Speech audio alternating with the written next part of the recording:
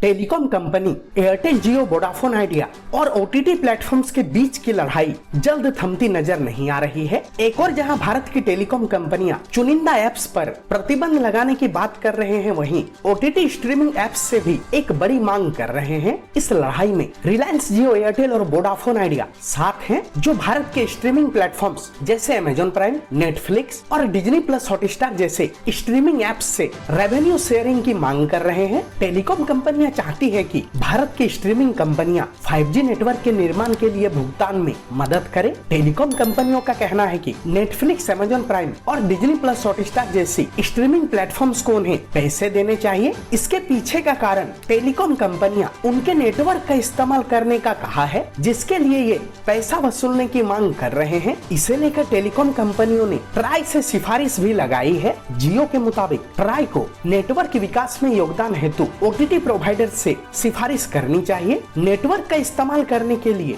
भुगतान करना जरूरी है। जियो का यह भी कहना है कि दुनिया भर के टेलीकॉम ऑपरेटर्स को इस विषय पर लगभग एक जैसी सहमति जतानी चाहिए। रिलायंस जियो का कहना है कि स्ट्रीमिंग, गेमिंग और सोशल मीडिया कंपनियां बहुत अधिक डेटा का उपयोग करती हैं, जिससे टेलीकॉम नेटवर्क पर दबाव पड़ता है। ये कंपनियां वर्तमान में नेटवर्क की लागत में योगदान नहीं देती हैं। जियो का कहना है कि इन कंपनियों को कुछ भुगतान करना चाहिए, क्योंकि इन्हें नेटवर्क से बहुत ज्यादा फायदा होता है। जियो का सुझाव है कि स्ट्रीमिंग कंपनियों और टेलीकॉम कंपनियों के बीच कॉस्ट शेयरिंग पर काम किया जा सकता है, जैसा कि वे कितना डेटा उपयोग करते हैं, उनकी आय, उपयोगकर्ताओं की संख्या और अन्य कारकों जैसी चीजों के आधार पर ये किया जा सकता है। आपको बता दें कि एयरटेल और वोडाफोन आइडिया भी जियो के विचार का समर्थन कर रहे हैं और वे भी एक स्पष्ट नीति चाहते हैं। एयरटेल और वोडाफोन आइडिया भी स्ट्रीमिंग कंपनियों द्वारा दूरसंचार नेटवर्क का उपयोग करने के लिए उचित हिस्सेदारी मांग रहे हैं। एयरटेल और वोडाफोन आइडिया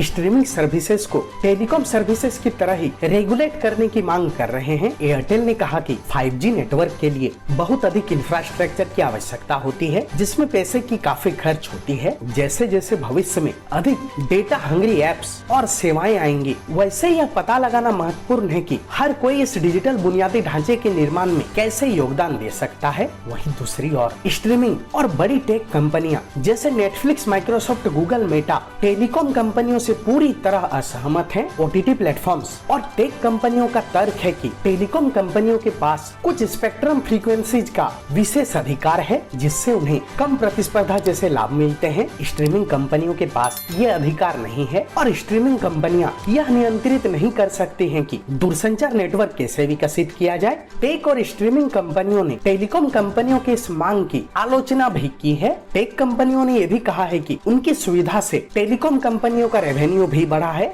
टेक कंपनियों ने यह भी चेतावनी दी है कि अगर नेटवर्क लागत को कवर करने के लिए उन्हें मजबूर किया गया तो ऐसे में इनोवेशन में निवेश कम हो सकता है, जिससे इन लागतों के लिए ग्राहकों पर बोझ पड़ सकता है।